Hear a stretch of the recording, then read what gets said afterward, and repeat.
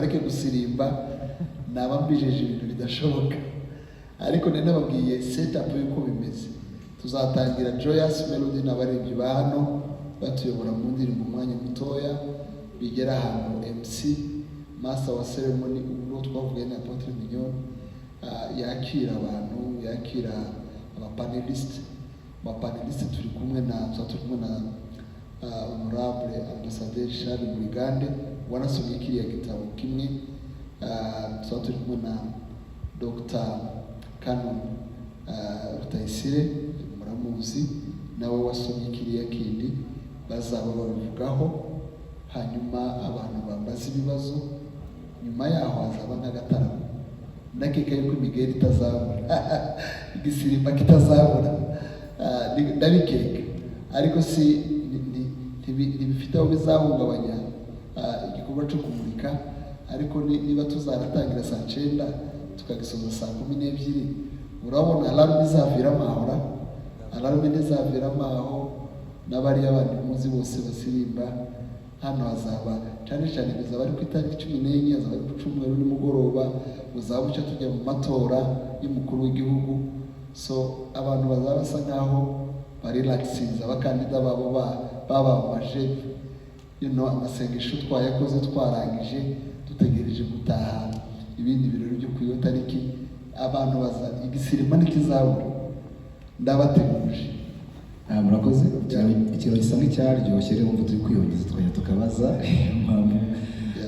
hari icyo rukomojeho nyine ku munsi nyirizina wo kumurika ibitabo, bisobanuye mu buryo bwumvikana kandi bwiza, ariko umuntu ukurikiye cyangwa se uzi gukurikira kino kiganiro tugiranye akavuga ati se buri wese ugiye kwitabira uwo munsi wundi, cyangwa se hari ibiciro cyangwa se protocols zisaba kugira ngo buri wese azisange muri uwo munsi, icyo wakinsubizaho. Ikindi cya kabiri n'icyo bamaze kukivugaho cy'abazagufasha banasomye kuri ibyo bitabo, maybe hari benshi ushobora kuba bisharinzeho bakakubwira bimwe mu bitekerezo by'abandi bantu b'abahanga mu byo bakora babashe no ku bitabo byawe, bahuriza ku kinyine kuri test bagize nyuma yo kubisoma no kubyumva. Ngira ngo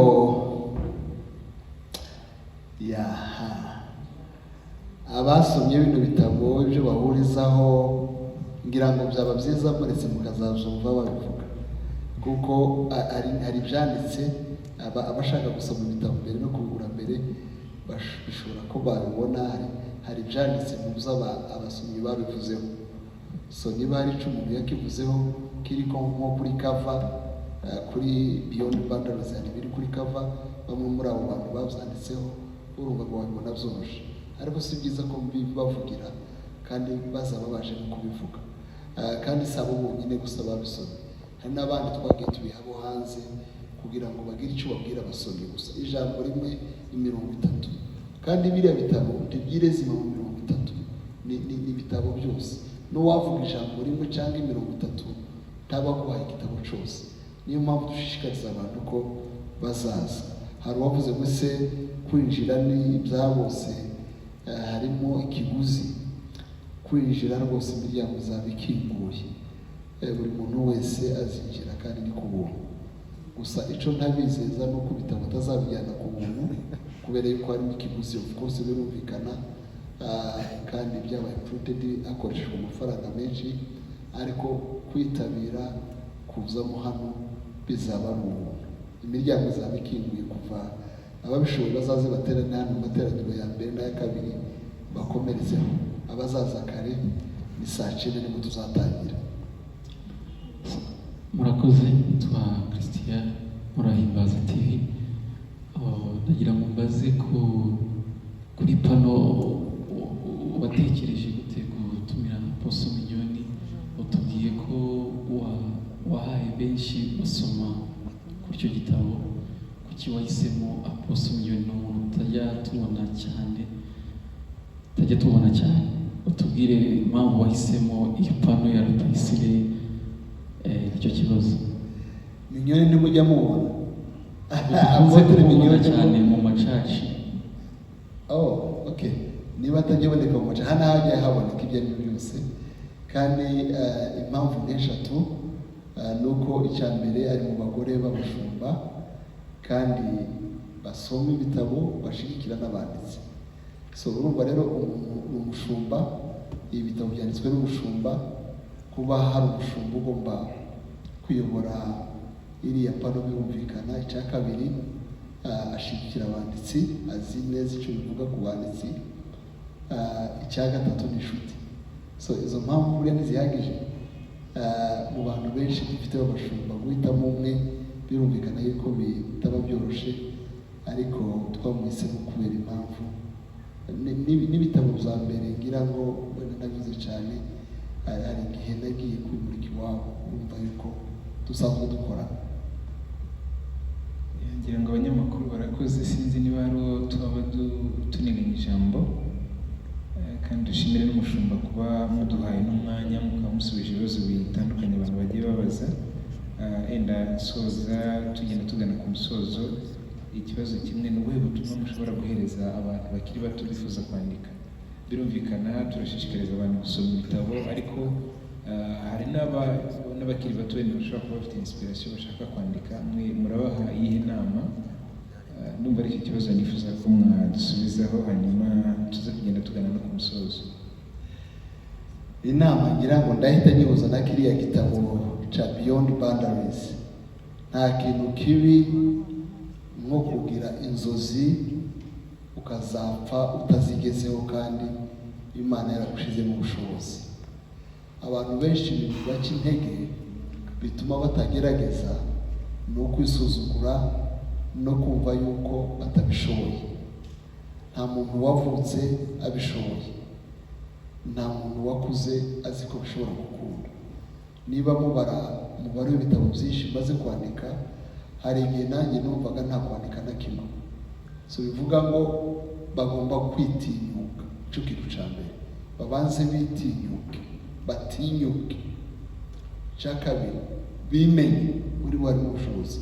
Icya gatatu, bigire ku bandi, kuko ntiwabyuka nanone ngo wandike igitabo utarasomye ibitabo.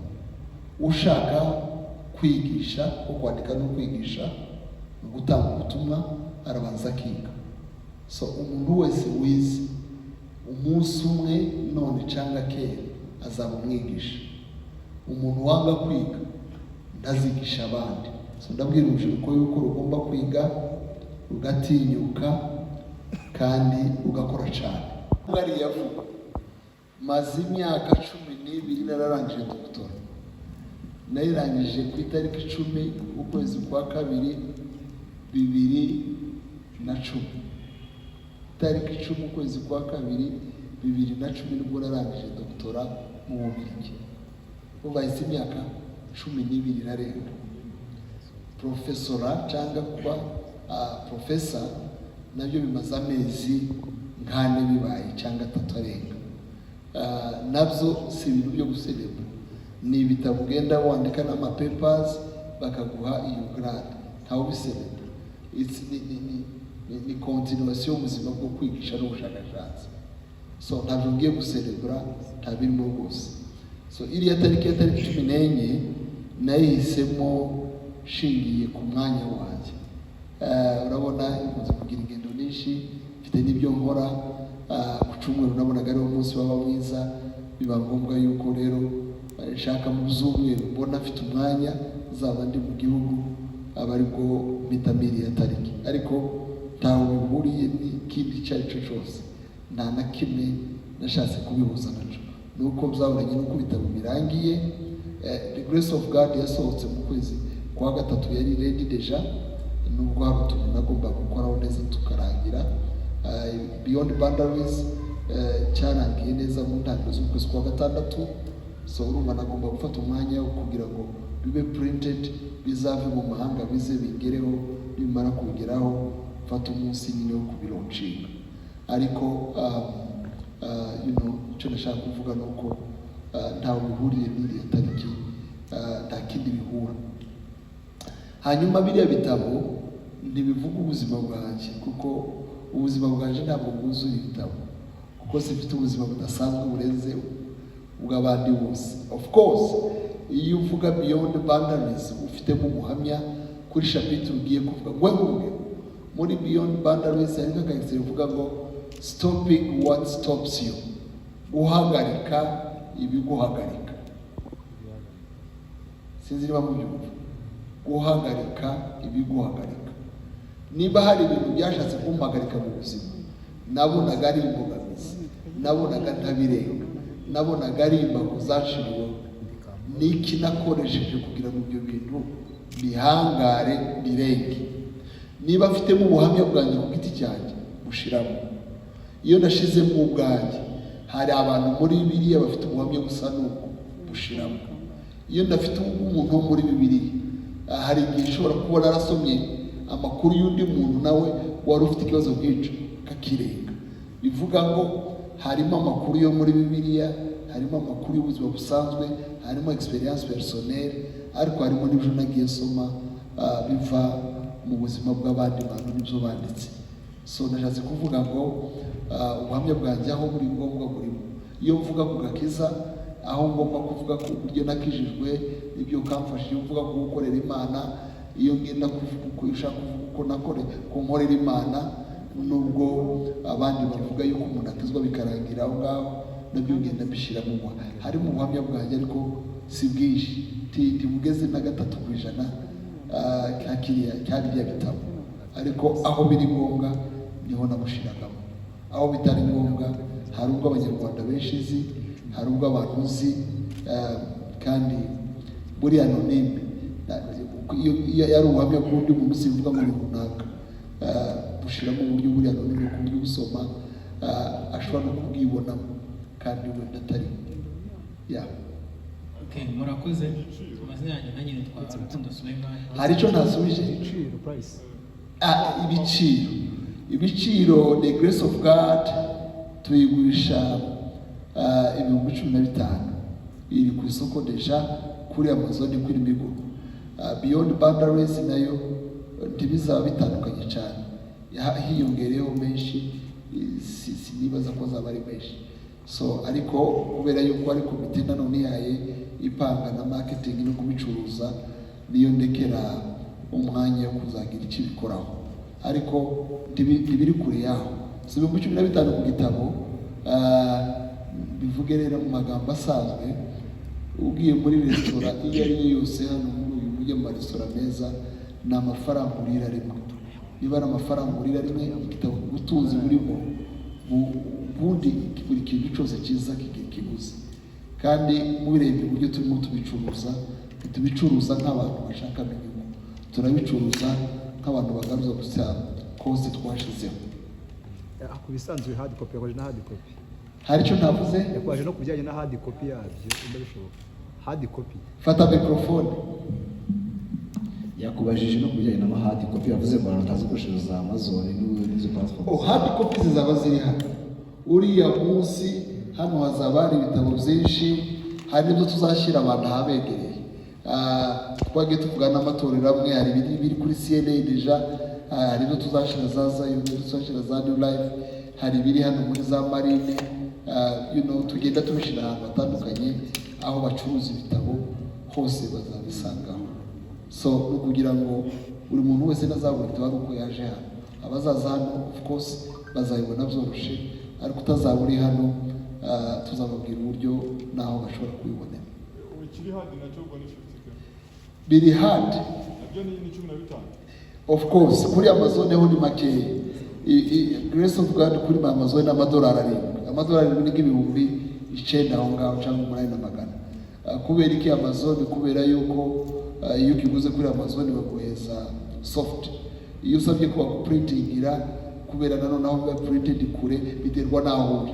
Niba ugisaba uri muri Amerika rero kiba printed, usanga abaye makeya par rapport ya hano. Ariko akenshi Amazon biba bihendutse gatoya par rapport ya printed copy. Nanjye nitwa Rukundo Suleiman wa Verisimbi. Naho njye nashaka kubaza nkuko wabivuze wavuze yuko iki gitabo nyine kwandika igitabo ntabwo ari umushinga woroshye, ni imishinga y'iniba iremereye bya hatari. Urumva noneho wowe wanditse ibitabo 2, urumva nyine wari ufite akazi kikubye 2. Noneho ndimo ndibaza nkuko wari uri kuvuga ati wari ufite umwanya mukeya, wabashije kubimanaginga gute kugira ngo bize gukunda? Ese byagusabye igihe kingana gute kugira ngo iyi mishinga y'ibitabo 2 yose ubashe kuba wayikora irangire neza, uvuge ati byose birarangiye? biterwa na buri gitabo. Igitabo ca Grace of God nabanje guhura naco cyane mu nyigisho nateguraga, cyane cyane mu gihe cya corona. Nakoraga inyigisho nkemera yuko abantu bagenda bazi ibibazo kubera iriya teme y'ubuntu yakoreshwaga nabi. Uko nateguraga inyigisho ndende, nkazitegura, ngasoma, ngashakashaka, nkandika, noneho abantu bagenda bazi ibibazo, nkamenya ibibazo bibaza, nkamenya uburyo bisubiza.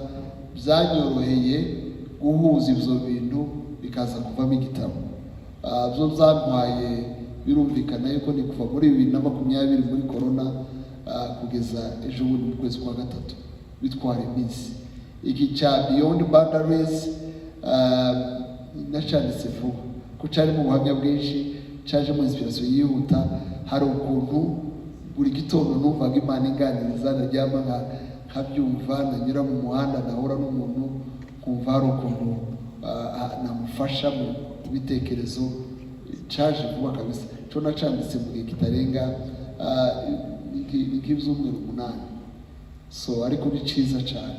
So bivuga ngo hari ikintu kiza ari inspiration progressive, akaba n'ikindi kiza ushobora kuba wafata ikaramu ntuhagarika utarasoza, nubwo nyine hazagamo interruption, akazamo gufata umwanya gusubira mu byo wanditse no kubihuza ibyo wanditse, ariko gukora chapitre wakora iya kabiri ugasanga hari ukuntu zigomba kuzuzanya. Ariko icya kabiri cyaranyoroheye cyane, bijyana nanone n'akamenyero. Urumva iyo wandika igitabo cya mbere kiriya nise Intimacy with God, ko cyari cya mbere ngiye kwandika mu iyobokamana, cyantwaye imyaka 4. Ibi ngibi rero biroroshye cyane kuko ni akamenyero. Ni nka kwa kundi recordinga video, ni nka kwa kundi ukoresha interview. Ubwa mbere ugitangira byaragutinzaga, ubu ngubu ukozaho ukamenya n'imirongo y'ingenzi. Nanjye niko bimeze kwandika ubu biranyorohera kuruta uko byari bimeze mu myaka yashize. Murakoze.